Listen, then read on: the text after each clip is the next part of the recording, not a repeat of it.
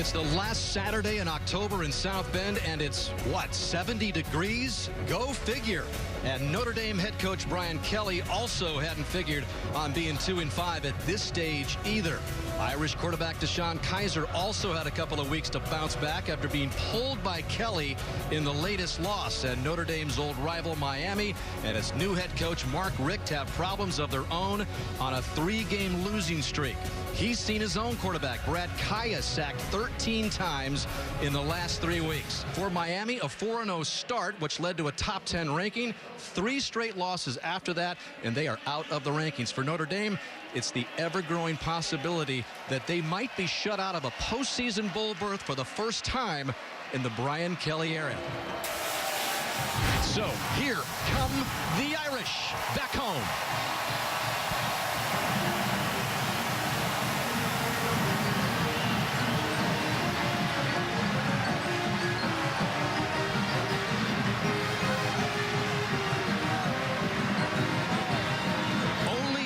Brian Kelly has been 2-5 in his 26-year head coaching career. Was his first season at Central Michigan 12 years ago. And the Notre Dame blogs lit up again after Kelly benched DeShone Kiser, but then quickly reiterated that Kiser is his starter and the man to lead the team out of its free fall. As for the Hurricanes, they were riding high after those 3 early wins, but then the heartbreaking loss, the missed extra point to Florida State, a 3-game tailspin and tumbling out of the rankings, but out come the Hurricanes of Miami for the first time at Notre Dame Stadium since 1990. This is just the 3rd meeting since the series was halted back in 1990, so it is the first on-campus meeting in 26 years as Brian Kelly has won the last 2 games handily, the latest a 41-3 win at Soldier Field in the Shamrock Series on his way to the BCS title game 4 years ago. Meanwhile, it's a chance for Mark Richt to put his own stamp on the rivalry for the first time as a head coach, and he's standing by with Catherine Tappan. Coach, you come into this game having suffered 3 straight losses. What do you need to do today to get a win for your team? Just play hard, play physical, be disciplined, do it for the entire 60 minutes and beyond if need be. You played quarterback for the University of Miami on this field 34 years ago. Does being back here bring back any memories for you? I hadn't thought much about it in the last few hours anyway, but earlier in the week, enough people reminded me of it, so I was able to reminisce a little bit. Coach, thank you very much for your time. All right, thank you. Dan? All right, Catherine, thank you. Back here with a Heisman Trophy winner from 1984 who had a little glory of his own against the Canes back in the day. But you're a quarterback. You've got that mindset. What do you think the last week or so, 2 weeks, with the off week, how has it been for DeShone Kiser after being pulled? At first, your confidence is rattled. But I think more than anything with DeShone, he got angry at himself because he wasn't playing the way he is capable of playing. And I think this week he's gotten back to being disciplined, going through his routine. And I think when he gets on the field, he has to trust the guys around him. Just be a distributor of the football. Get it in your playmakers' hands and let them go with it. Just do your job. In the meantime, a big issue for Miami on offense have been the sacks piling up on Brad Kaaya. How do you improve on that? Well, the number one thing is to run the ball a little bit better and take some pressure off the offensive line and pass protection. But more than that, Kaaya needs to get the ball out of his hands. He's very good at his first read when it's there, getting the ball out in rhythm and all that. But when it's not there right away, he has a tendency to pat the ball and slide too far forward in the pocket. He's not the most mobile guy in the world. Get the ball out of your hands, even if it means throwing it out of bounds. Well, we mentioned it is strange to feel 71 degrees here. I guess it must have something to do with Halloween weekend and the Canes and Irish getting back together again as the crowd gets whipped up as Miami and Notre Dame meet again. C.J. Sanders and Chris Fink are the deep men for your Fighting Irish.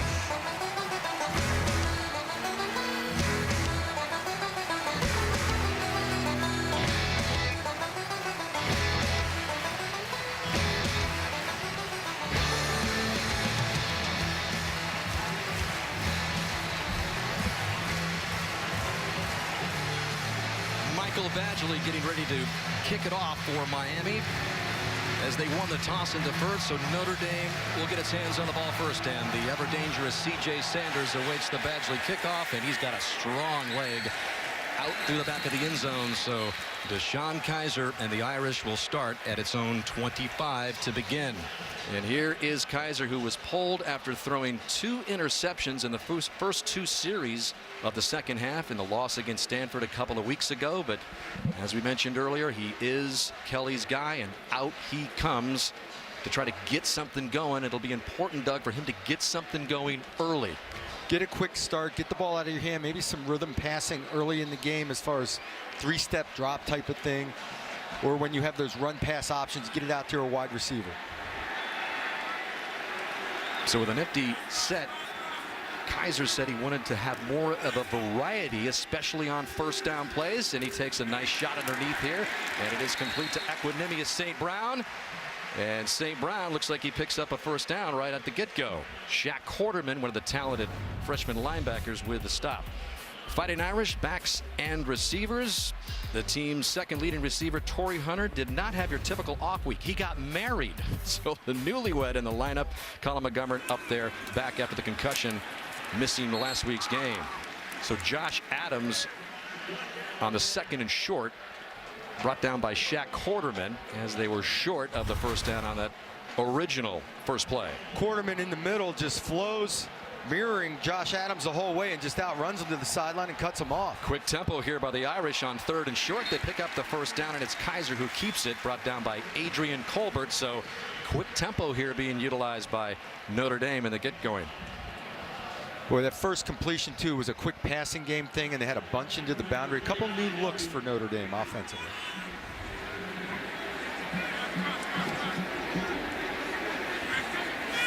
And here comes the pressure for Miami, sending 5. Kiser gets rid of it. It's complete to the newlywed, Torrey Hunter, with his first catch as a married man, Doug. Colbert's playing a little bit off of Hunter on the outside. It's just a simple slant route with a guy with plenty of cushion.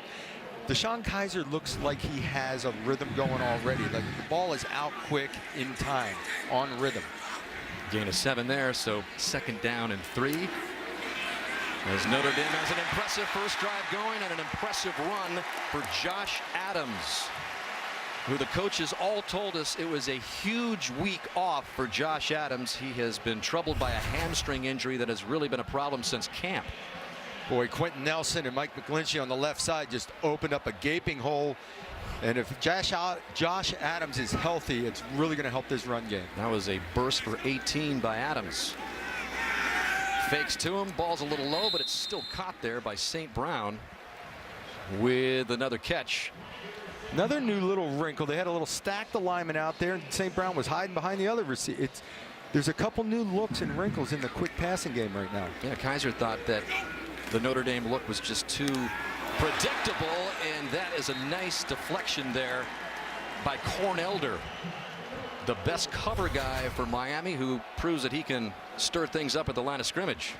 Elder came off the corner blitzing, got his hands up. Great vision by Kiser to see it. Great reaction, and even a better play by Elder on defense. The Elder statesman back there for the Miami secondary, and that brings up 3rd and 8 as Notre Dame tries to keep this drive alive for a possible touchdown on its first series. Kiser with time, throws across the middle. He's got the first down, and it's Hunter again, close to the 10-yard line. A big 3rd down and 8 pickup of 24 for Torrey Hunter Jr. Elder came again off the corner late and is going to light up Kiser right at the last second. He gets rid of the football. Great poise in the pocket and waiting for Hunter to get open. As now the ball is inside the 5. And here we go up the middle, and it's Torrey Hunter Jr., who had a big series, which leads to the opening score for Notre Dame. Little razzle-dazzle in the red zone, little zone read look, but it's a shovel pass, and Torrey Hunter reaches out with one hand to grab it. Nice job up front.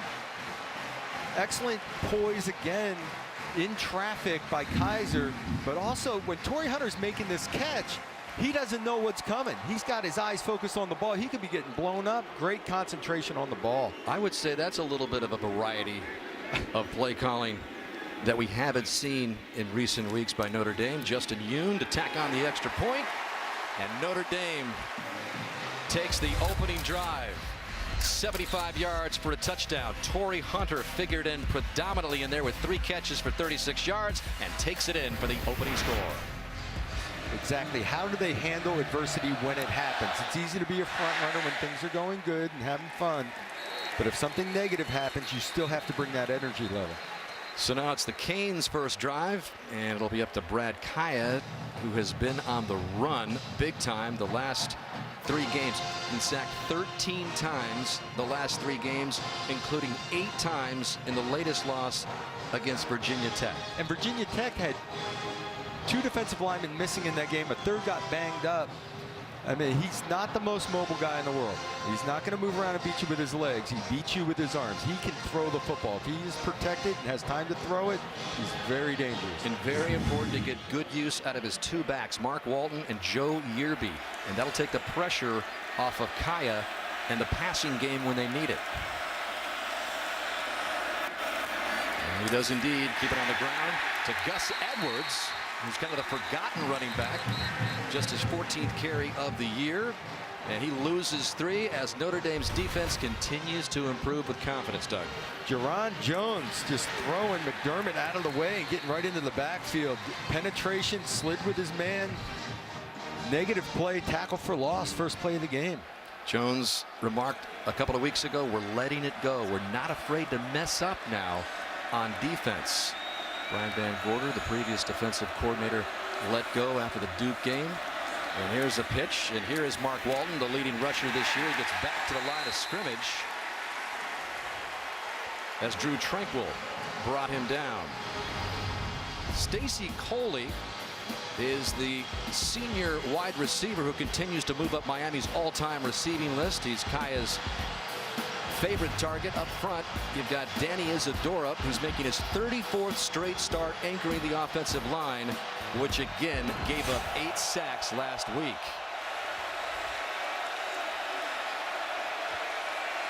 So it's 3rd and long, 3rd and 13. And Walton loses more yardage. And Jones has just been a wrecking crew on this series. A loss of 5 more for the Canes. Jones in the middle again, and this time Isadora is trying to cut him off from the backside. Here's 94 in the middle. The backside guard is Isadora, 63, and he can't cut him off. Jones just too quick and penetrating. 6'5", 315 pounds, and that big, huge wingspan of some 79 inches, able to corral another loss for the Notre Dame defense. And here's the punt by Justin Vogel. C.J. Sanders comes up and makes the fair catch just short of the 45-yard line. So a 39-yard punt. Notre Dame defense with a good response here in the opening series. Things going about as well as they could so far, Doug, for this Irish team, which has had this inability to close out close games. We'll see if this one comes down to that, but Notre Dame looking to increase their lead. The fake pump and more razzle-dazzle as C.J. Sanders comes to the other side, and in the open field he can really break it out. He's finally corralled by Cornelder, but not before a gain of 12 for C.J. Sanders. Well, we've seen a few wrinkles already, but this coming around on the reverse. Nick Wisher, 82, comes from outside in and just levels a Miami defender, creasing it, getting a lot of change-up type plays from Notre Dame so far today. There's Wisher's block coming from the outside in. Josh Adams out in front with a block. They've got a rhythm going on offense. Absolutely, no doubt about it. C.J. Sanders has not really been used a lot lately on offense, so to get him involved, such an electric player, and Notre Dame already down inside Miami territory at the 44.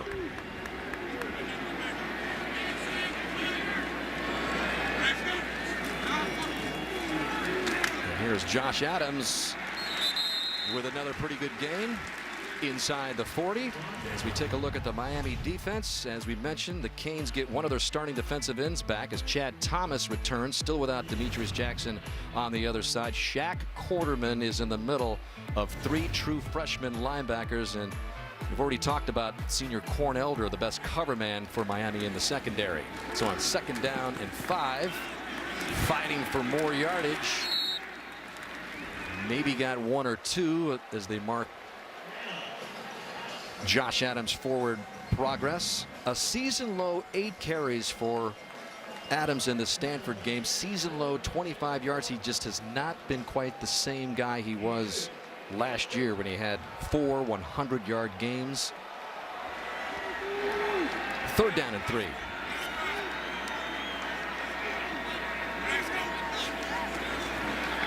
Kiser to the air again. Picks up another 1st down as Tyrion Folston comes up.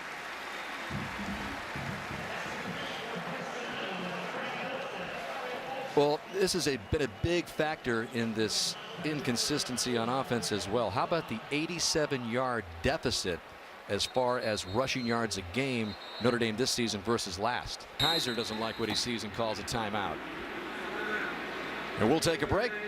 Halfway through the opening quarter with Notre Dame on top 7-0 over Miami.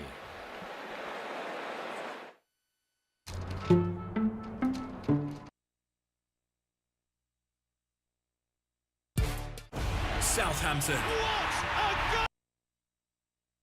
12 Eastern on NBC. All Notre Dame home football games, including today's telecast, are available in ultra-high definition 4K on DirecTV. Notre Dame on the drive again. Just outside of the Miami red zone with 1st and 10. Play action. Kiser steps up, has plenty of time, lofting it toward Nick Wisher, incomplete. 2nd down and 10. Nick Wisher with just 2 catches on the season. In fact, the Notre Dame tight ends just 7 total for the year. But Kiser wanted him. Does a great job of stepping up and avoiding the rush and trying to put the ball in a safe spot. If he had a chance to take a look front side, he might have had a nice look on the front side corner route. That's Dexter Williams who's in the backfield. Kiser with a zone read. He's going to keep it. And R.J. McIntosh is going to close ground on Kiser in a hurry to bring up 3rd and long. Kiser's a strong runner now. He's going to fall forward. Little zone read action. He may have wanted to give this ball off. It really wasn't there up inside. McIntosh steps in there. He's strong. McIntosh is very disruptive in the defensive line. So we're getting a steady dose of 3 different running backs for the Irish. We've seen Folston, Adams, Williams. Folston back in there again on 3rd and 8. Kiser pump fakes, goes deep toward the corner of the end zone, and Kevin Stepherson not able to hang on as Adrian Colbert had the coverage for Miami.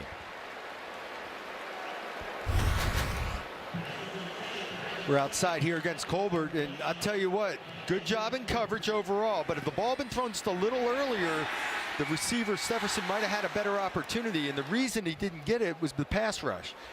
Kiser had to avoid some pass rush before putting the ball up down the field. It was step for step. He delivered a nice ball, but it was very good coverage on the play. So in comes Justin Yoon to attempt a 37-yard field goal and try to make it a 10-0 Notre Dame lead. Snap and hold good, and Yoon's kick is inside the right side. So indeed, with 6:34 remaining in the 1st quarter, Notre Dame with a 10-0 lead. I thought Yoon was so athletic, he avoided the hit with a little hop over the top. But he got a piece of him, knocks him to the ground, but it does not enough for a 1st down. So Notre Dame off to a 10-0 lead over the Miami Hurricanes. Right back to a balmy South Bend in a moment. So Notre Dame, which got off to a 10-0 lead on Stanford a couple of weeks ago before the Cardinal reeled off 17 unanswered to win coming back. Malcolm Lewis is going to take it out for Miami, grabbing the Yoon kick and spinning his way just across the 20-yard line. Joe Yearby in the backfield for Miami. Kaaya with a fake and throws. That one was deflected as it never had a chance.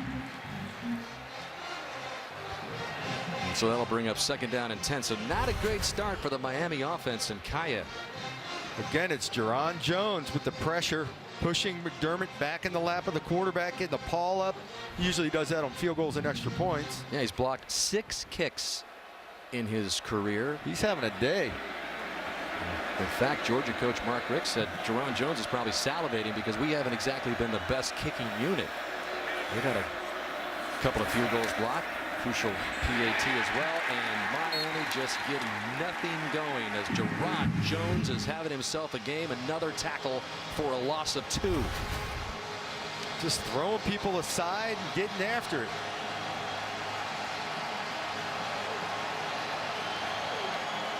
Five plays, negative 10 yards for the Canes. That's McDermott again. He's beaten one-on-one. They're winning some one-on-one matchups for the first time this year. 3rd and long. Just the situation that they wanted to keep Kaaya out of.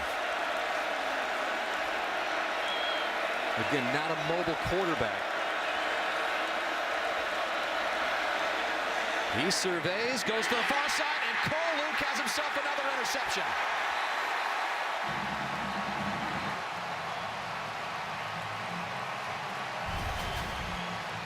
Coley in the slot with Luke. Bluffing, he's inside out technique, and he undercuts the throw, intersecting the point to get the interception. He felt a rounded route and went for the interception point. Now, sometimes when you do that, if it's a good throw on time and gets by you, the guy's catching the ball and running the other way, but great anticipation. He felt the route and undercut it. He had plenty of deep help, so he could take that chance. Cole Luke is playing some good football down the stretch of his Notre Dame career. Had a pick against Stanford, predominantly playing in that new nickel position as the freshmen in the defensive secondary have kind of taken over the corner positions, and that has put a smile back on the face of Cole Luke. He loves his new role, and the Irish take over, looking for more at the Miami 13. Kiser passing on 1st down, going for the end zone, and that was almost picked off. He wanted Torrey Hunter Jr. and Adrian Colbert. Thinks he should have had a pick. Colbert did a great job of baiting the throw. There's a deep corner route and a guy in the short flat. He looks like he's going to take the flat and then drifts back under Torrey Hunter on the corner route, always pulls it down with one hand. He kind of baited Kiser on the throw. He initially looked like he was going to break on the short route and then drifted back under. Deep. On 2nd and 10, Josh Adams, who looks like a different player after the off week. Down close to the 6. Another flag is dropped. Back at the 13. Holding, number 53 offense, 10-yard penalty, 2nd down. And that is on Sam Mustipher, who has not had a couple of strong games the last 3 games, Doug. He's your center, trying to drive his feet, keeps the left arm there with the tug on Kendrick Norton, not allowing him to come off. So, yeah, you know, he had good position. He stayed with his block a long time, but at the end reached on the outside. You get that hand on the outside, they're going to call it. Mustipher snapped it over the head of Malik Zaire in the Stanford game, which led to a safety, and also had some bad snaps in the slop at North Carolina State, which you can understand in those conditions. But 2nd down and 20, Irish trying to get it back just inside the 15. It's another catch by Hunter. His 4th catch, that one good for 9, so they get a little bit of it back. Hunter on the inside, working with the linebacker. He presses the route a little bit into Quarterman, and then he can spin out. The ball was a little behind. Nice catch, nice hands, but the route, he worked to buy himself some space by taking it in a step before pivoting out. Quarterman actually had pretty good coverage on the play. So Kiser spreads it out, empty set. 2 to the left, 3 to the right. Goes to the left, and is it complete? Yes! Touchdown, Notre Dame to Equanimous St. Brown.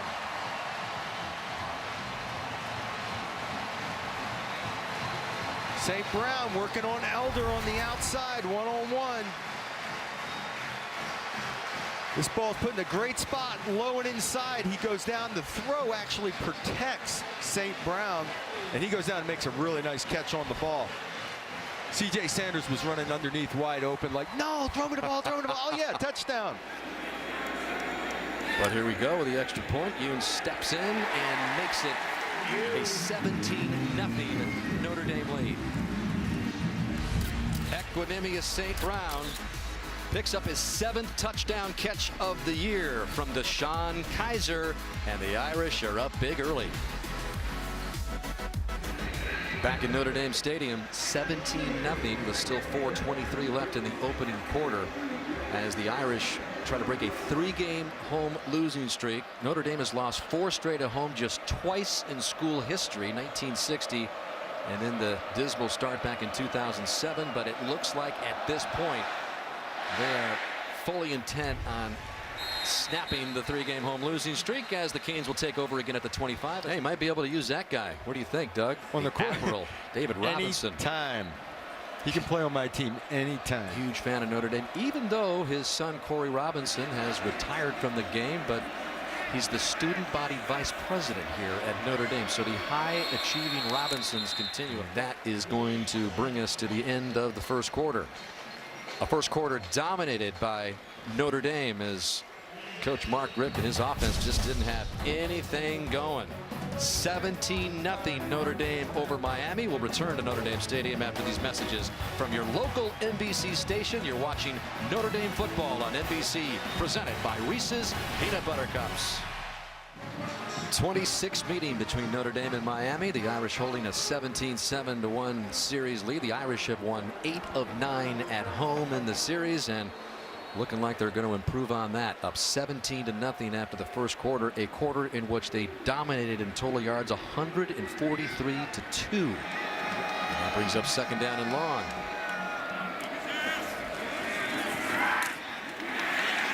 Not much at all as Niles Morgan, the leading tackler for Notre Dame, met Mark Walton.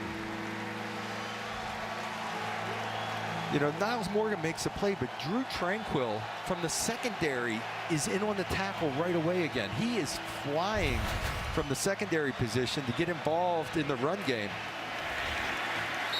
And what do the coaches tell us about Drew Tranquil? Playing the best football of his career by far. 3rd and 11 now for Miami, back in this tough situation. Kaaya goes the far sideline, incomplete. That was Braxton Berrios who he wanted, and that was Dante Vaughn, the tall, rangy corner for Notre Dame, just a freshman on the coverage. And that'll bring up another 4th down for Miami to punt it away again. Because Kaaya really isn't a threat to run with the ball, Notre Dame is getting away with playing. There's so much bumping and banging that goes on when the ball is in the air that they let him play quite a bit. Vaughn did a nice job of staying in great position, but the point I was going to say is they commit to coverage. They're running a few coverages where they're not even paying attention. If the quarterback were able to break out of the pocket, it could be big quarterback runs. Vogel with another good punt.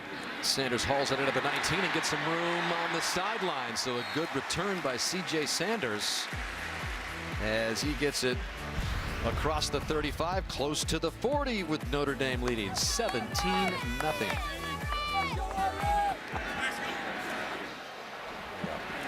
Kiser right back to the air, and he's got Stepherson in the clear. And Stepherson now in a foot race, now dodging some Cane defenders, gets it all the way inside the 10.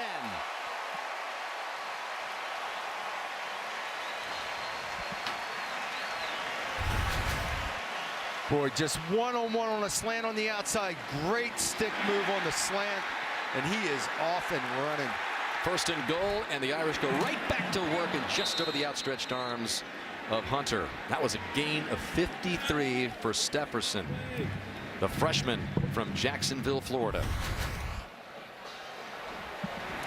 Here's a last play, just a little bit too high for Hunter. But 2nd and goal now for Kiser. It was Ryan Mays, 27, at the corner, filling in for Elder. Corn Mays. It all comes together. Amazing. Kiser stepping in, hanging in there, and unable to come up with it is Stepherson at the back of the end zone. 3rd and goal. Ryan Mays again on the coverage there, filling in for Elder. On the outside, Stepherson's working what we call the baseline of the end zone. Throw the ball up high where only he could get it. Good spot for the ball. Just missed. Nice coverage on the play that time by Mays. So now 3rd and goal from the 9.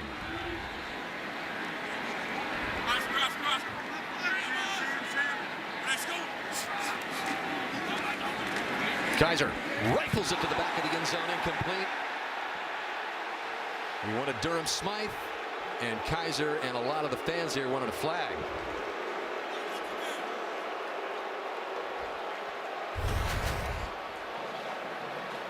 Was this ball catchable even, Doug? Carter's on cover. He grabs the waist as he goes to cut past him. And, you know, you feel that as a quarterback, and all of a sudden he's not open, so you put the ball a little higher or you put it in a safe spot. If contact is made downfield, it should be a penalty. So it's a 26-yard field goal attempt for Justin Yoon, who hit a 37-yarder in the first quarter. And Yoon, no problem, makes it 20-0 Notre Dame. You got to remember you're talking to a quarterback when I'm talking about defensive backs. 10.5 minutes left in the first half. All Irish. Jerison kicking off for Notre Dame with the ball at the midfield stripe. And so it's going to come back out to the 25-yard line. So Miami trying to get some sustained drive going here.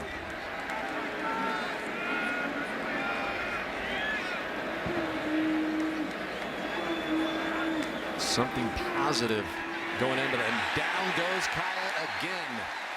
Sacked again, and flying in there was Asmar Bilal. Asmar Bilal with a sack. Coming from depth. Confused on the blocking scheme, they came down, and that's St. Louis on the right. St. Louis can't make the play. So Kaaya, who was sacked 8 times last week, 13 times in the last 3 weeks, sacked again. 2nd down and 17. And he's got it complete. And that is Joe Yearby spun around. Miles Morgan on the tackle. So a couple of sacks by Notre Dame already turned in. Bilal the latest. Rochelle had a sack earlier, and so just what Kaaya could not afford to have happen, Doug, is happening. He's on the run. The offensive line is letting a lot of Irish through. I think what he has to realize is when there's a pressure package, when more than 3 or 4 guys are rushing, a 5th man comes, it's man-to-man coverage. Pick a guy and throw the ball. Even if he's not open, throw it over his head out of bounds, but get the ball out of your hand. Jerron Jones has been a force for Notre Dame. 3 tackles for a loss already today. Going into today, he had 2.5 for the season. Kaaya stands in there on 3rd and 10, has a man. It's incomplete. He wanted Richards. And that was Julian Love, the freshman corner, on the coverage. 4th and 11, and another punt for the Canes. Well, because it's long yardage, Love gives a big cushion.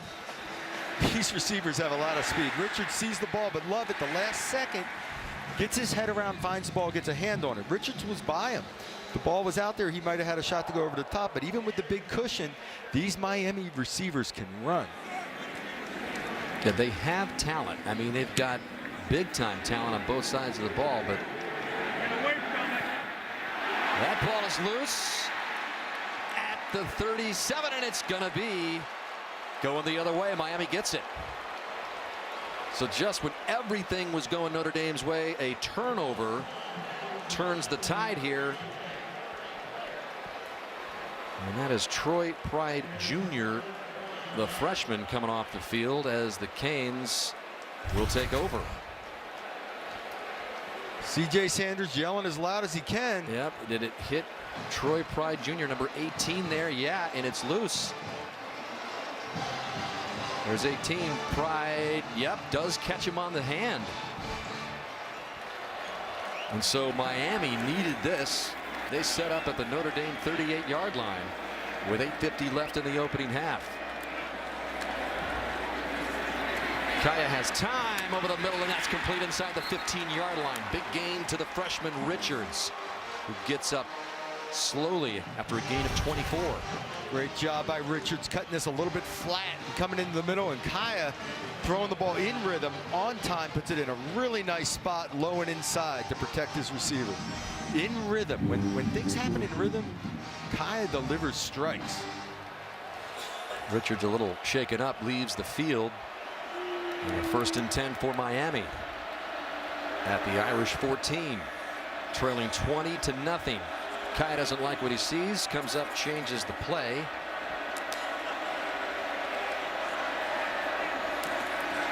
And lofting it up to the corner of the end zone.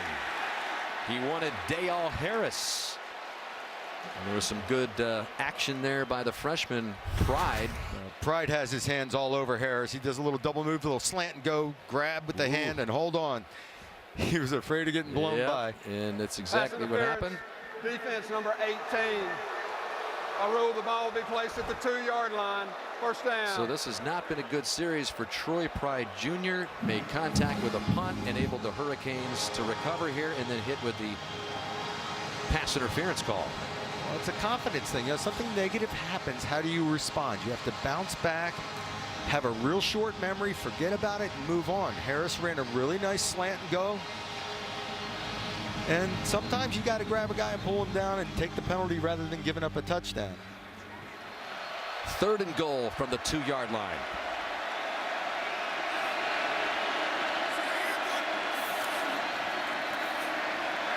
Kaaya. Touchdown Miami. A flag is in as David Njoku hauled in the Kaaya throw. But we'll check the flag.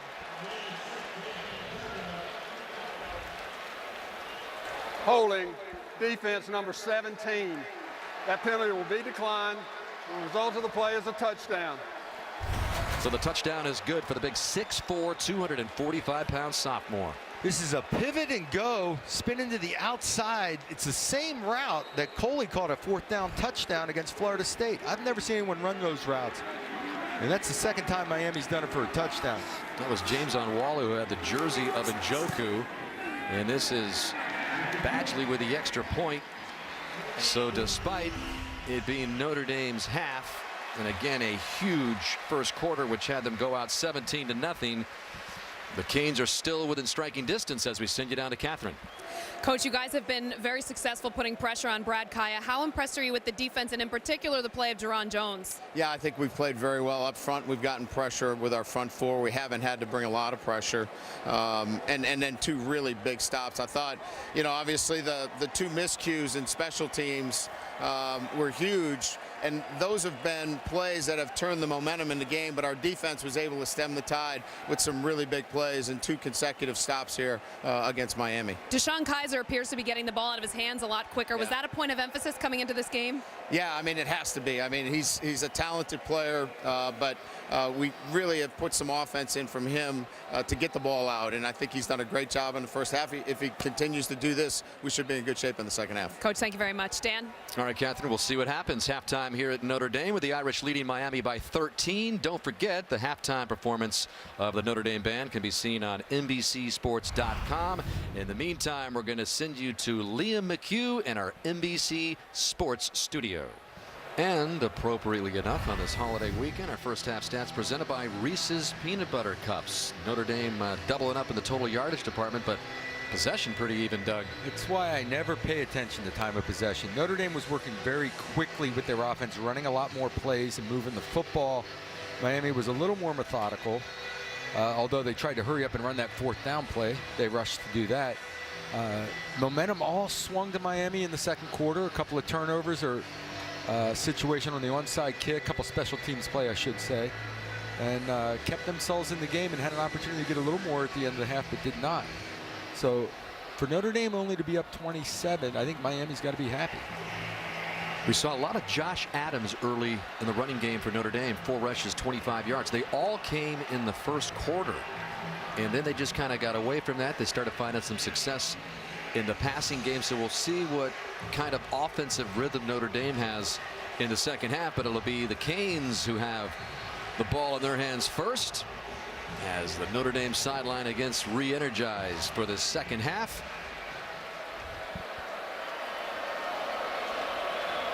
And Sherrison again kicking off for Notre Dame. Malcolm Lewis takes it from his own 7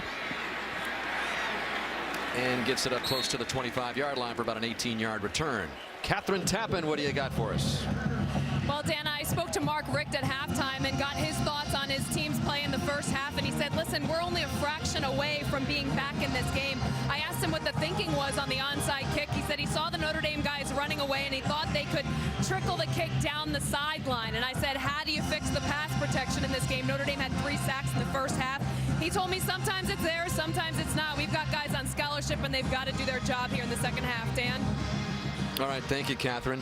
That onside kick was a heck of a call. He saw an opportunity, he saw a tendency and went after it. Great call.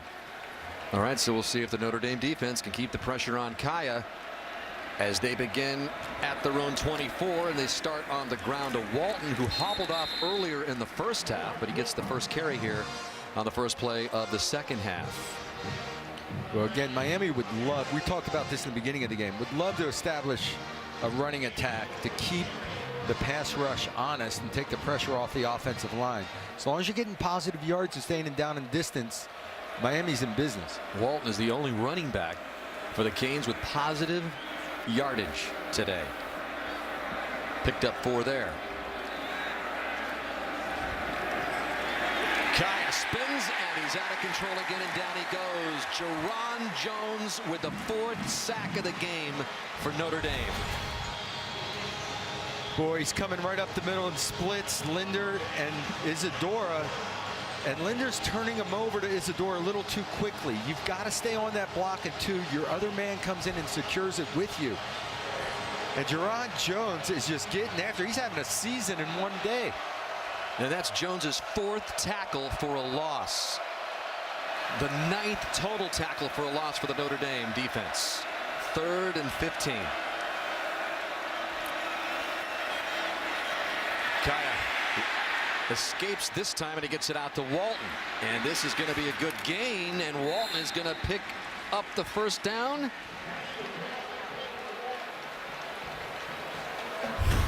Yes, he does. Only a 3-man rush and long yardage situation. Kaaya does an excellent job this time of sliding and moving around within the pocket and then finding something. That, when you feel it's a 3-man rush, the only thing you can do as a quarterback is try to hang on and let people work to get open. So it's been all Walton on this opening series. Notre Dame showing pressure. Niles Morgan jumping up on the line. Tavon Coney also coming in. And they swing it out to the left side. Nice move there at the moment for Stacy Coley to try to get out of Cole Luke's way. Well, both linebackers up in gaps, bringing people, and good protection that time, and the ball's out quickly. There's rhythm passing for Miami. That they can do. This is what they're good at. You see Morgan and Coney coming up in the gaps. It's picked up. The ball's out quickly. That's good offense.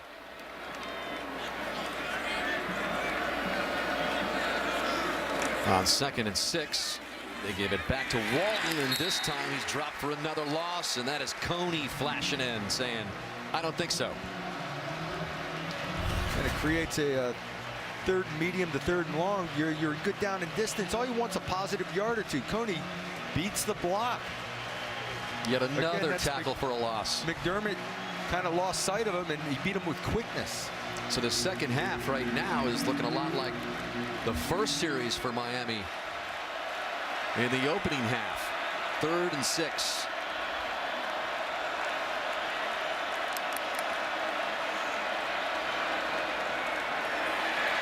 And Kaaya has the first down. He's got Njoku again, and what an athlete Njoku is. National high jump champion in high school, 6'4", 245. Guy's got 4.45 speed. I mean, he is athletic as they come, Doug. He's working inside on Onwalu, and here's the pass rush again. The ball's just out, and Kaaya took another hit with only a 3-man rush. Njoku with a nice gain of 15 as Miami is quickly up into the Irish territory here at the 46. And he goes left side to Njoku again.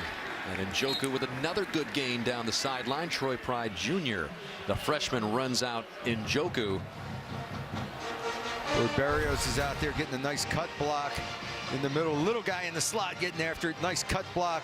Almost got back up and make the play was Cole Luke. But I'll tell you what, Njoku, for a guy his size, his leaping ability, his athleticism, he's a heck of a weapon. That'll bring up 2nd down and 3 after another good gain by Njoku. As Miami is showing signs of getting right back in this game to open up the second half. That's a little out of the reach there, but it'll bring up 3rd down. It was intended for Ramon Richards. A flag comes in, and Troy Pride Jr., who had that rough sequence in the first half with a punt and then the interference call. He was in perfect position to cover this route. He had inside technique. Richards goes to Pass run. interference, defense, number 18. Penalty's the first down, spot of the foul. Richards goes to run the in-breaking route. He's in good shape. You don't have to put your hands on the receiver. Instead, he jams him, and he grabs a hold of him on the in-break. They're so used to, I'll tell you what, defensive backs are so used to getting away with the tugs and the pulls and the bumps and the bangs that when it's called, they're surprised. Second interference call on Pride, and Notre Dame is now getting backed up. And throws, and that one is batted down by Isaac Rochelle. Second down and 20. Boy, he had a wide open receiver, though. And Njoku was coming underneath. Watch him from right to left. You can see him crossing by himself. But Rochelle was through clean. Pressure on the court. Kaaya doesn't even have time to turn and set. So Jones having a big game. Rochelle having a big game. Rochelle earlier had a sack, his first of the year, and he bats that one down to bring up second down and long. It's the penalties. The penalties kill you. They get you at it down in distance.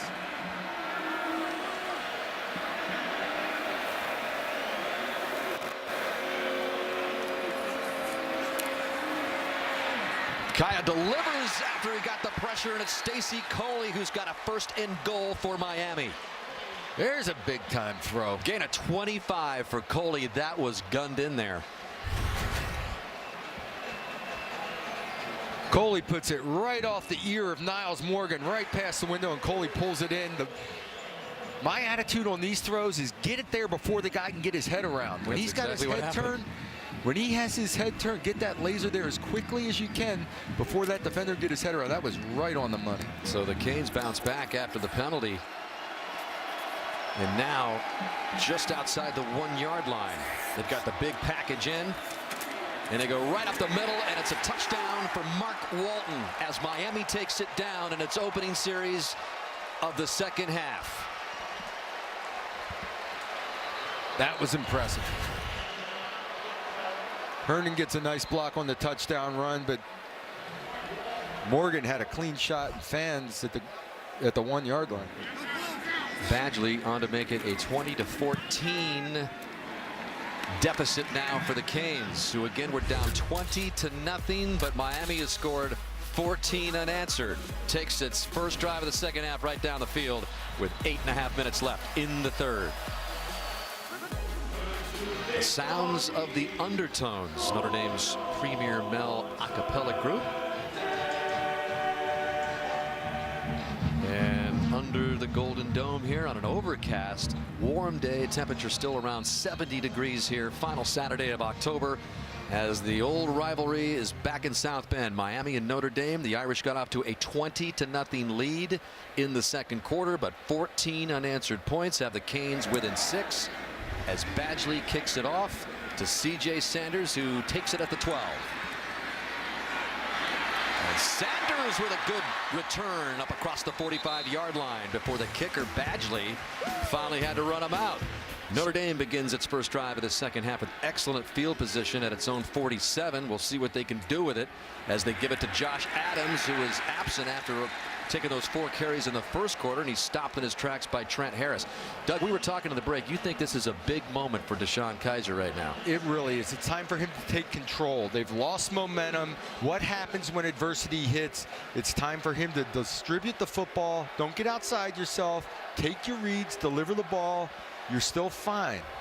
We all know what happened a couple of weeks ago in the first 2 series against Stanford. He threw a couple of interceptions and was pulled for Zaire. He stands in here on 2nd and 12 and delivers it. Is it a catch? Yes, to Torrey Hunter Jr. and a gain of 8 right on the edge of the sideline. He did a great job. He felt that it was only a 3-man rush in a long yardage situation, held on to the ball a long time, kept moving. I really didn't think he had a throw anywhere, and he found this at the last instant. Wait a minute. Now they're saying it's an incomplete pass. Well, he drops the ball at the end. The ball is loose. He didn't complete the catch. So you create a 3rd and long yardage. expect the three-man rush again. Kiser may have to hold on to the ball, move around. Don't force a throw down the field and turn the ball over. If you can hang on to it and find an open receiver, great. If not, punting is okay.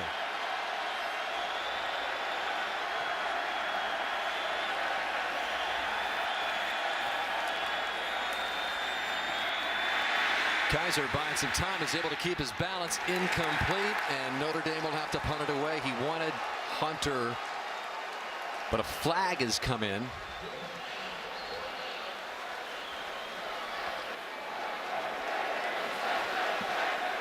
No flag.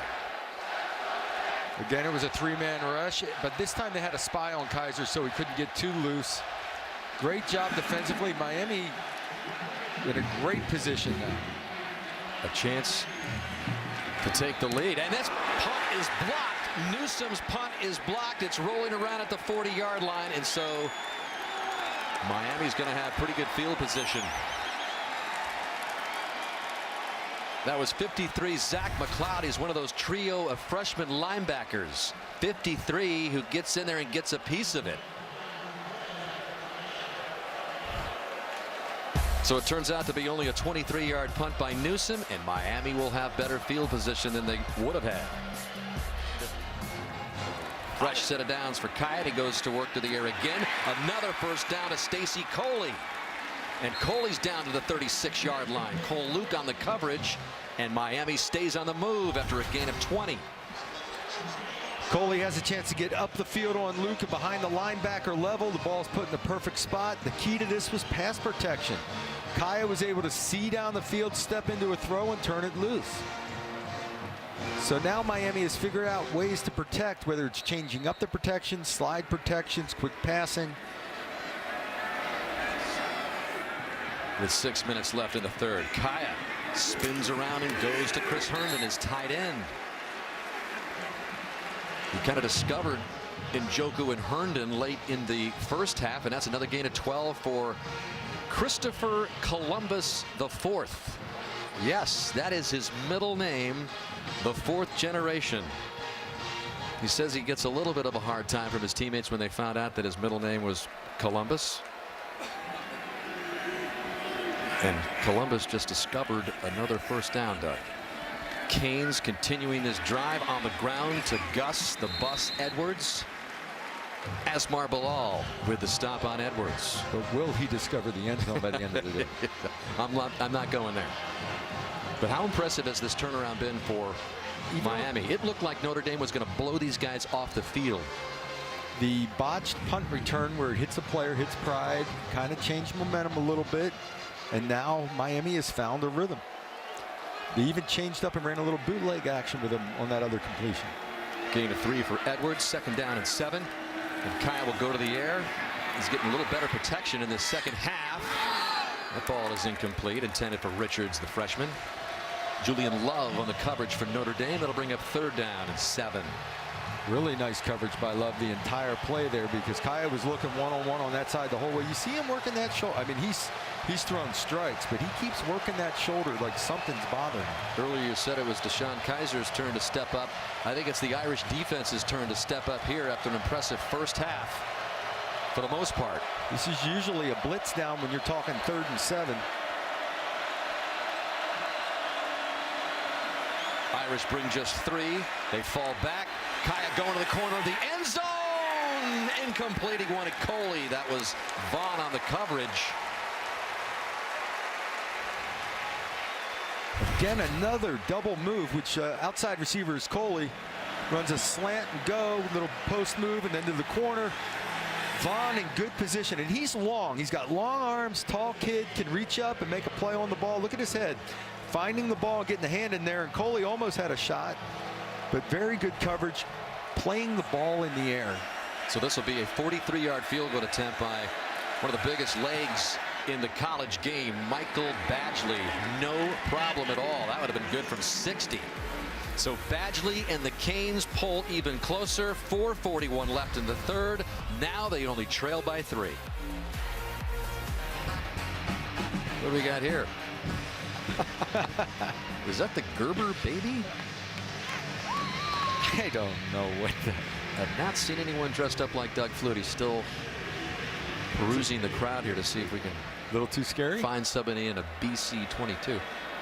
All right, so Miami kicking it through the end zone. Special teams. So the Irish trying to respond here, as they've seen the Canes score 17 unanswered, and Equanimous St. Brown with a nice reception here to the 48-yard line and still dragging the pile close to midfield.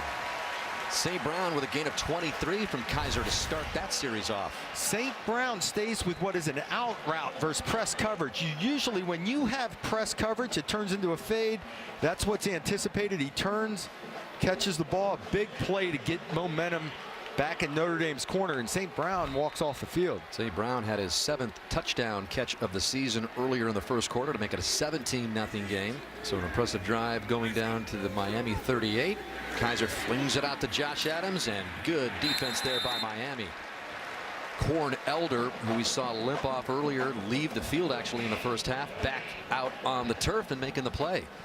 It's good news for Miami. I mean, I've seen him show up in special teams tackles, interceptions, breakups. He is a hitter, and he's obviously captain of defense. They challenged him to become a real technique tackler before the season began.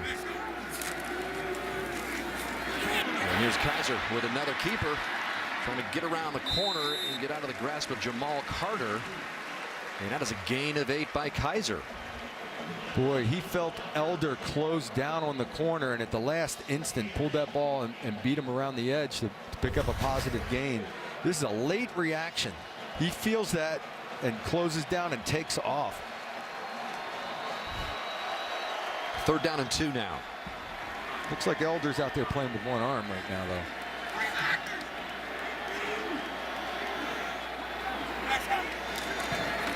But as Tarian Folston trying to pick up the 1st down, he's short. That's going to bring up 4th down and less than a yard. Quickly lining up on 4th down. Again, it is not much needed to move the sticks. Maybe less than a foot. Yeah, inches. Kiser slings it out to C.J. Sanders, and the Canes hold him and take over. Adrian Colbert never gave Sanders a chance. Colbert beat the block one-on-one and makes the tackle. Torrey Hunter, all he's got to do is make the block and stay with it if he can, and he's gone. It's 2-on-1. Notre Dame out there on the outside, and Colbert sheds the block and makes a huge play on 4th down. You like this call, Doug? It's a reaction. There's a run call or a pass option. Kiser looks out there. He sees 2-on-1. He has the confidence in his guys to throw the ball out there. Just a better defensive play than block in that occasion.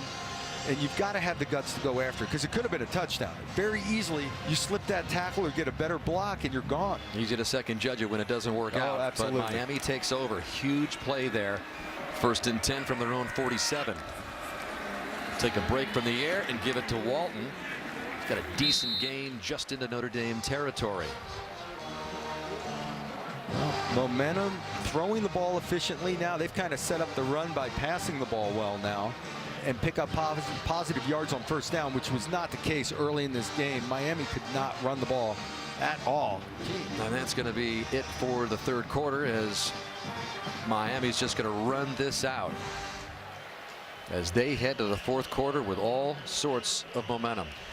And Notre Dame's got to be looking in a mirror saying, here we go again. Who's going to step up and make a play? 17 unanswered by the Canes. The end of the 3rd. Notre Dame 20, Miami 17. We'll return to Notre Dame Stadium after these messages from your NBC local station. You're watching Notre Dame football on NBC, presented by Reese's Peanut Butter Cups. Score by quarter brought to you by Reese's Peanut Butter Cups. There is a look at the 17 unanswered by the Canes after Notre Dame took a 20-0 lead, and this was just moments ago. The Canes, all sorts of energy, and Notre Dame trying to get it back, Doug. This game has totally flipped. And Daniel Cage, number 75 for Notre Dame, is leaving the field, as Miami faced now with a 2nd down and 6 from the Irish 49 as we begin the 4th quarter. Notre Dame trying to break a 3-game home losing streak. They've lost 4 out of the last 5. The Canes trying to get off a 3-game skid, and they begin here up the middle for a good gain from Mark Walton. Close to the first down. It'll be about a 3rd and a long 1. Well, all of a sudden there's a crease up the middle and a 5-yard gain, and Daniel Cage is out of the middle, which is a good run stopper for Notre Dame. The momentum continues to build on the Miami side.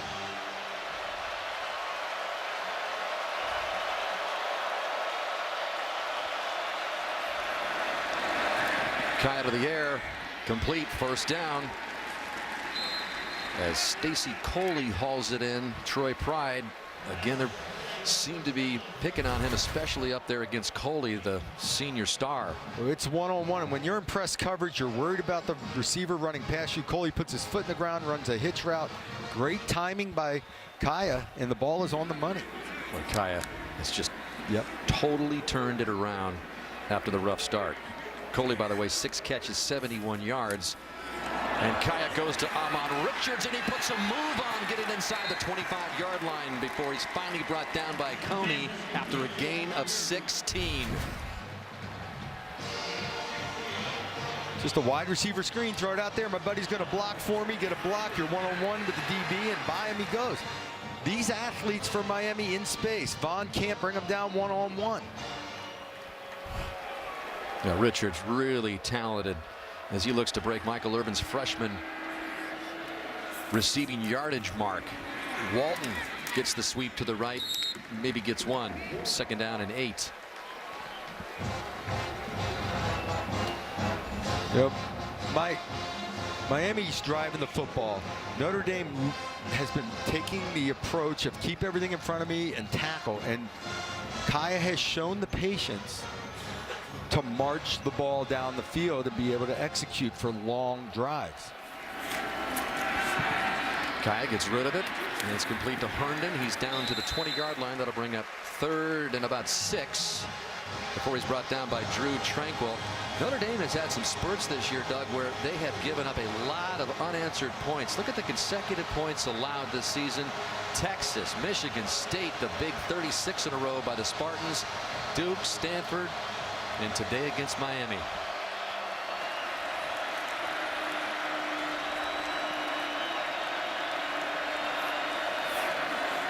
On a big 3rd down and 6, and it's tipped away there by Niles Morgan, and that brings up 4th down as he wanted Joe Yearby.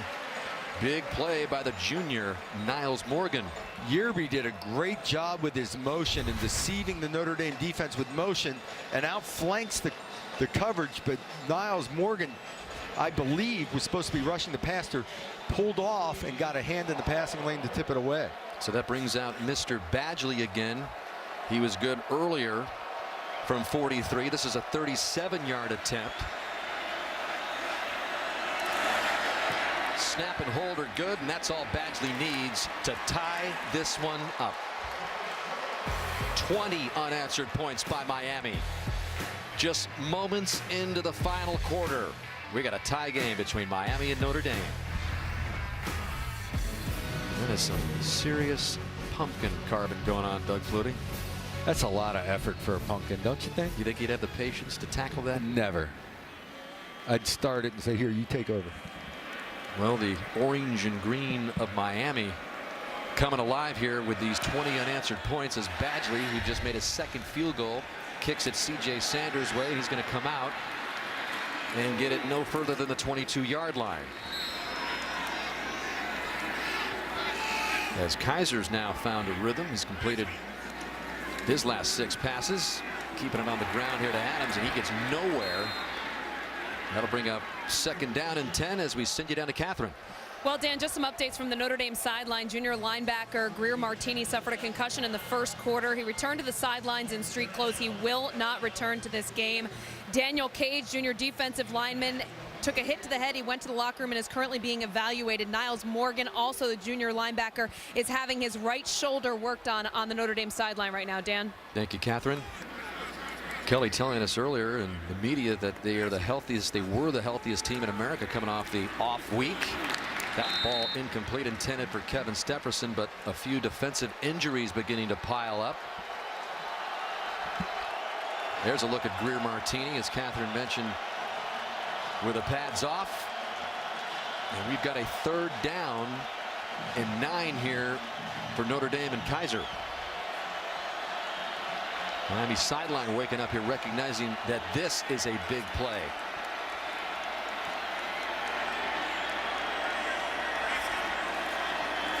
They come with 4.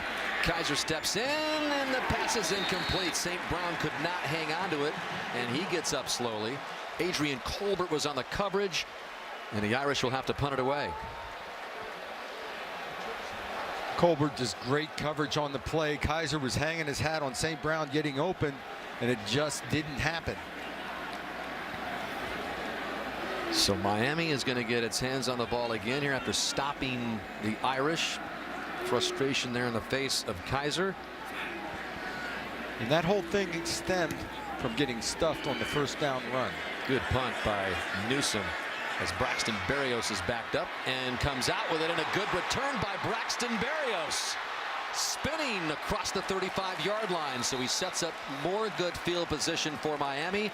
Chase Claypool made the special teams tackle.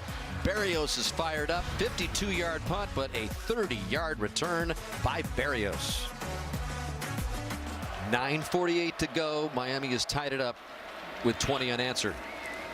And they begin on the ground here to Walton. He's been banged up, but he's come back nicely. Gets it to the 40-yard line for a gain of about 3. 2nd down and 7. Drew Tranquil with the stop.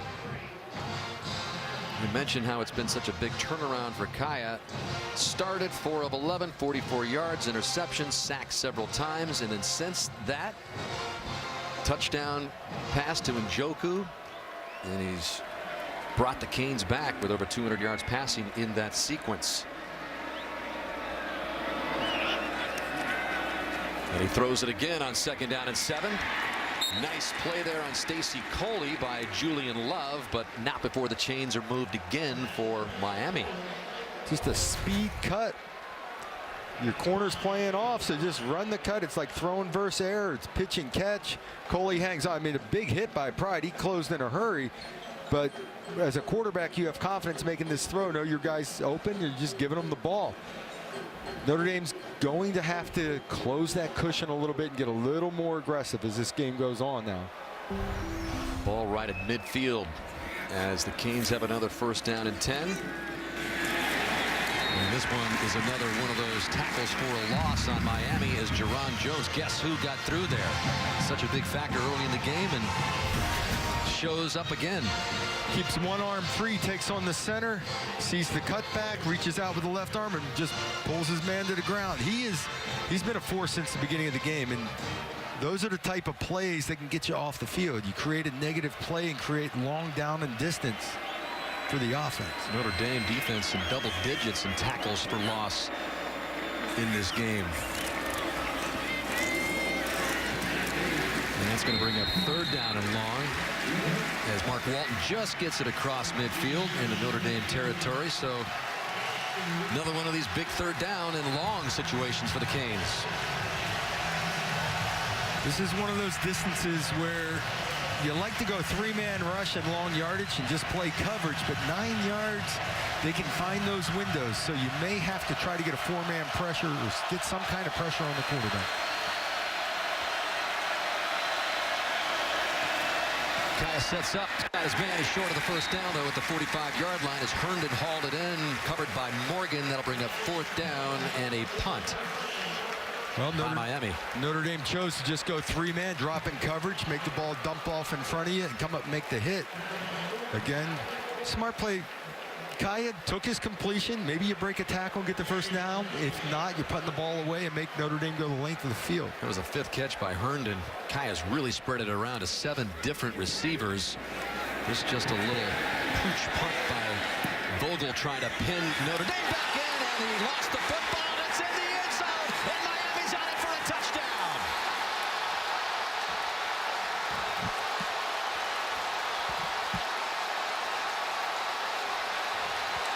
It got away from Sanders. Had the arm up for a fair catch, then tried to get it. Ball came loose, and Rayshon Jenkins jumped on it for the Miami touchdown. It was Travis Homer, 24, that was in C.J. Saunders' face, creating the turnover. Now he's thinking, I know what the kid's thinking. He's thinking, I don't want this to be down on the 1-yard line. I'll just grab it here and take it down here, give my offense a little bit of space. He's taking a risk, and it backfired. And with 6:49 left, Miami's got its first lead in the game. And with Badgley's extra point, which is going to make it 27-20. It is 27 unanswered points by Miami. Just a barrage of miscues have contributed to this. The latest, the muff punt here by Sanders, gets into the end zone. Rayshon Jenkins jumps on it, and Miami now has big-time momentum. Up by 7 over the Irish in the fourth. It was Michael Jackson, not Rayshon Jenkins, who jumped on the loose ball in the end zone for the latest Miami touchdown.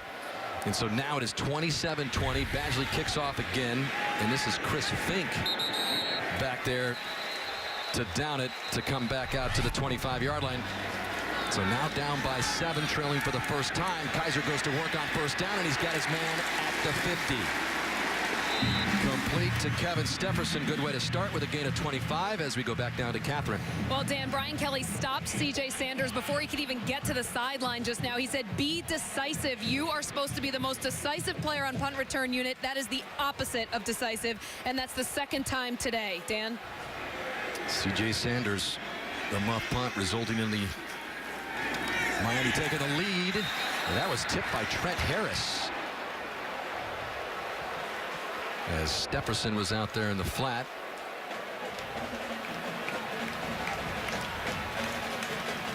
It was a big first play to this drive, hitting Stepherson down the sideline to get the drive started.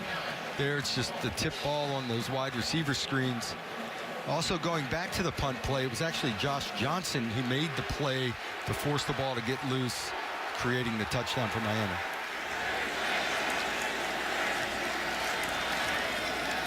Kiser feeling the pressure, gets rid of it to St. Brown, and he is hit short of the first down. Another big hit by 25, Colbert.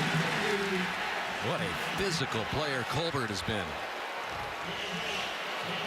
Notre Dame getting back to a couple plays they ran earlier in the game out of this stack look, which is like a guaranteed 5 to 8 yard completion. Positive gain. I know it's a big hit. Just wrap up the ball, protect yourself. Nice hit by Colbert. Third and short, 3rd and 2, and it's Josh Adams who gets loose at the line of scrimmage, and now has nothing but green grass ahead of him. Touchdown, Notre Dame.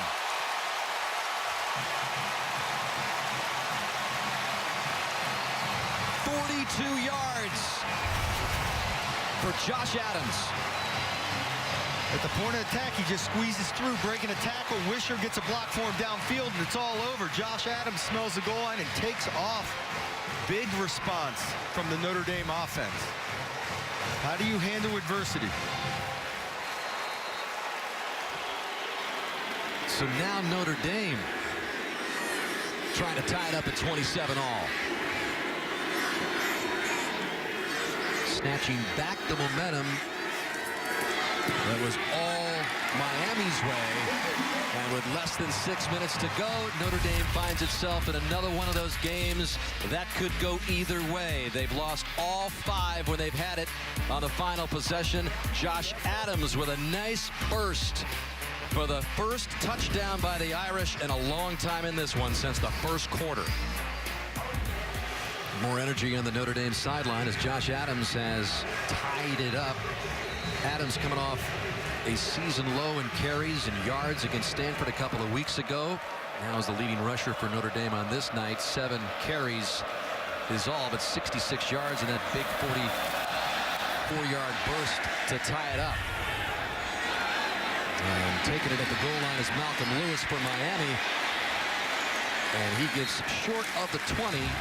Boy, I tell you, Kiser had a sigh of relief when he hands the ball off, and somebody else finally made the big play in a situation that needed it. And on first down, Kaaya's got time, goes right to the air, incomplete. Now it's Kaaya's turn to respond. blanketed coverage down the middle of the field. I'll tell you, this is asking for a turnover to try to complete this one. Walling off to the receiver in the middle of the field. There was nowhere for that ball to go. But Kaaya's got a good rhythm going this whole second half.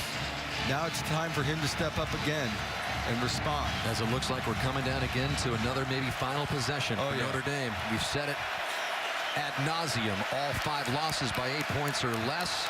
They've had a final possession in each and every one of them with a chance to win. We'll see how this unfolds. And Notre Dame once again with a tackle for a loss. And it's Jerron Jones again in the backfield of Miami.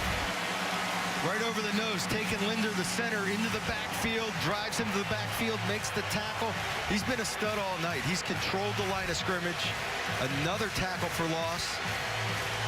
Loss of 4 there, 3rd and 14. And it puts you in a situation defensively where you can be conservative and keep it in front of you. Coming up on the 5-minute mark left.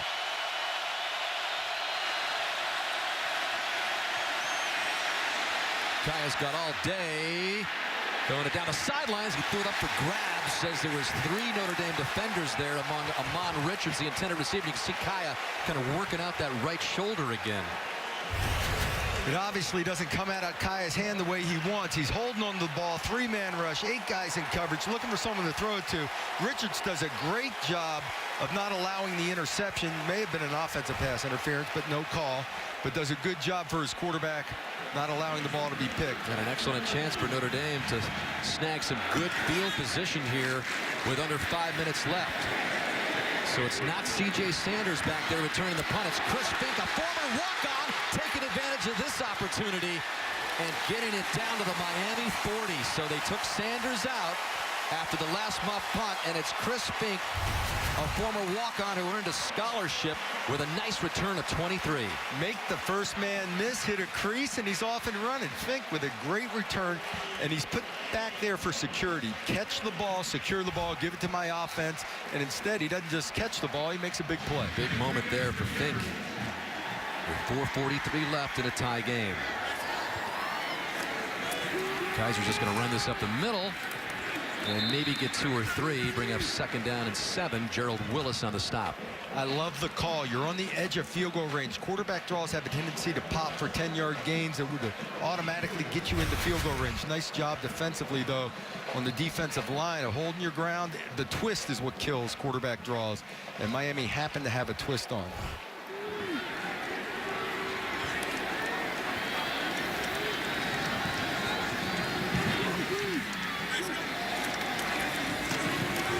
Pitch to Adams, who just had the touchdown run. Adams for first down yardage inside the 30. Another gain of 11 for Josh Adams. Boy, Joe Jackson gets put on an island running the option. Little freeze option on an island. Pitch the ball. A couple of unique plays coming at you. And now they're beginning to get into Yoon's field goal range, and even better now that Adams moves the pile inside the 15 for another first down. So in the end here, Doug, it's coming down to the up front push, and Josh Adams just churning up more yardage for 14. We've said this the last part of the season, that so much is getting laid on Kiser's shoulders. Someone else has to step up. The O-line and the running game, Josh Adams is taking over. Kiser fakes it to him, turns the edge, gets another good gain, and he's inside the 10-yard line. 3:30 and rolling. It was Chad Thomas in his first game back after missing the Virginia Tech game who brought him down. Notre Dame loves to involve Kiser in the run game in crucial situations, in red zone situations.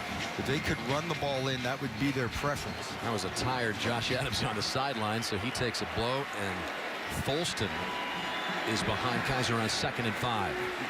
Let's go. And they give it to Tarian. Not much. That'll bring up 3rd down. And there's Justin Yoon warming up on the sidelines.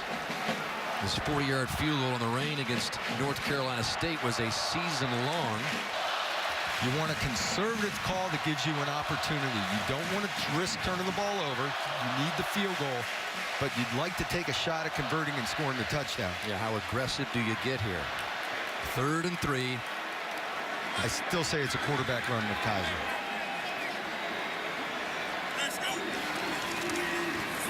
Kiser dumps it over the middle to Durham Smythe, and he drops the ball. Fumbles it at the goal line, and Miami has it. Do you believe that?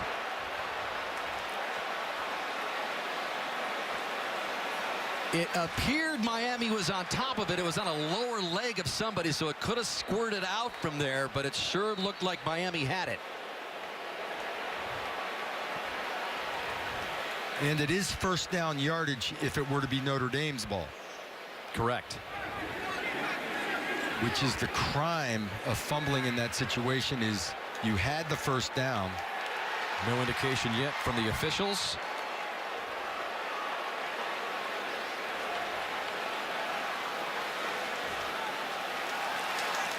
Notre Dame ball. And they're saying it's Notre Dame's football. Durham Smythe got a little greedy here. He wanted the goal line.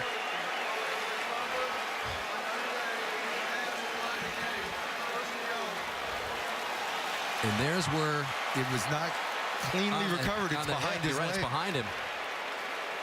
And so that ball was loose. Was that Kiser who finally got it? It would not surprise me if he got in there and got it. I complain about this all the time. You protect the ball for 99 yards, and you reach out with the ball down by the 1 yard line. So they give it to Adams. Very short game. 2nd and goal. Chad Thomas on the stop. By the way, Kiser was credited with that fumble recovery that Durham Smythe let loose. I mean, those are the kinds of things that you haven't seen go Notre Dame's way this season, as Miami takes a timeout. So the ball at the 5 yard line, 2nd and goal. Josh Adams still in there, and they give it to him again, and he's down close to the 2 yard line, 3rd and goal. See, this is the mode that I was kind of talking about on the 1 yard line, of milking the clock as much as possible before kicking a field goal and giving it back. 3rd and goal, and as you said, nothing crazy here. Don't turn the ball over. Give it to Adams. Spins his way close. The ball was his arm. I know. Do not be reaching out with the football, son. I could tell your reaction. Go talk to Durham Smythe about a few plays ago. When Adams took a spin with that ball like a loaf of bread high up in the air. Just spins off, and all of a sudden instincts take over where he wants to reach. Now Miami's got to be eyeing the clock. It'll go down to 32 seconds. This might be the most comfortable position for Yoon. I don't know if there's a lot of, it's again just speculating, if there's a lot of practice kicks from that close in, and he feels more comfortable with this 23-yard field goal attempt, which could potentially win the game for Notre Dame. McIntosh is the guy on defense that has 2 block kicks. It's a good hold, and Yoon's got it.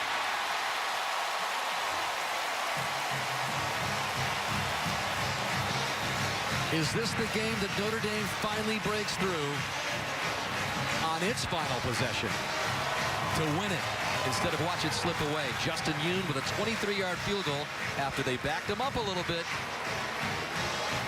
Special teams have been the Achilles heel all day. Notre Dame still has to kick off and cover that kick. The athletes on the side of the field for Miami, they would need to get to the Notre Dame, I would guess, 45-yard line to line up and have a shot at 60-something yarder, because this kid's got a leg. I've seen him hit 51-yarders that are 3/4 of the way up the net. He hit a career-long 57-yarder last year. Kickoff return is usually the scariest play of all from a defensive standpoint. This is where a good athlete in space can hit a crease. Again, early in the 2nd quarter, Notre Dame led it 20-0. Then Miami comes back and scores 27 straight points to take a 27-20 lead midway through the 4th. That lead lasted about 56 seconds before Josh Adams went 42 yards for the touchdown. And then with 30 seconds left, Justin Yoon, who's kicking off gives Notre Dame the lead back 30-27. And that is Lewis, who will take a knee, and Miami will take its chances from the 25. Let's see if Kaaya and the Miami offense can get him in position.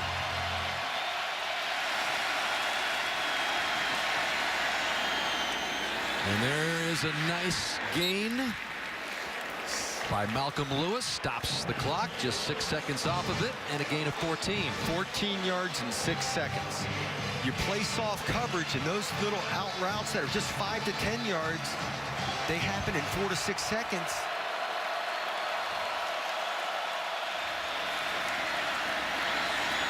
Kaaya steps up, and that pass is complete to Walton. He gets out of bounds. Another decent gain, so Miami doing what they needed to do. They're about 10 yards away from having an opportunity to at least line up and try something. Just 18 seconds left. No timeouts for Miami.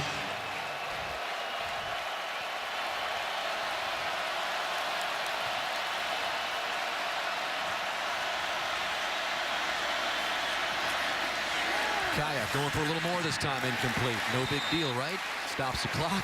No big deal. 13 seconds left. The thing that ends the game for Miami is a quarterback sack or a tackle behind the first down marker in the field of play. You get across the first down and completion, you have time to go up because the clock stops, spike the ball, and then line up. So the whole field is still in play. It's not just the boundary. Get it around that 40-yard line, and he's got a chance. And now down goes Kaaya at the worst time possible. And the clock rolling, it's going to run out, and Notre Dame is going to escape here with a sack on Kaaya.